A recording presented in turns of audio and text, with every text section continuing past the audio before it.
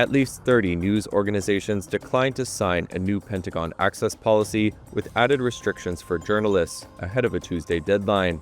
The new policy says journalists could be branded security risks and have their Pentagon press badges revoked if they ask department employees to disclose classified and some types of unclassified information. Reuters is among the outlets that have refused to sign, citing the threat posed to press freedoms. All 5 major U.S. broadcast networks issued a joint statement on Tuesday, saying the policy was, quote, without precedent and threatens core journalistic protections, and that it would restrict journalists' ability to report on national security issues. The new rules followed weeks of negotiations with Pentagon officials.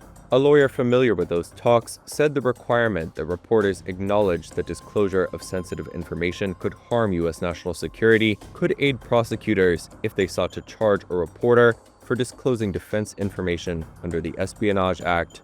At least one organization, conservative cable news outlet One American News, signed on to the new policy. Reuters could not immediately confirm if others had also signed it.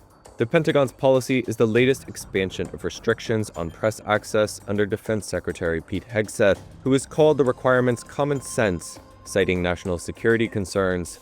U.S. President Donald Trump was asked on Tuesday whether he had spoken to Hegseth about the policy change. I'll let him speak for himself, but I think he finds the press to be very disruptive in terms of world peace and maybe security for our nation. Meanwhile, the Pentagon Press Association, which represents more than 100 news organizations that regularly cover the military, including Reuters, has urged Pentagon leadership to reconsider the policy. The department has set a Tuesday deadline for news organizations to agree to it or turn in their Pentagon press badges and clear out their workspaces in the building by Wednesday.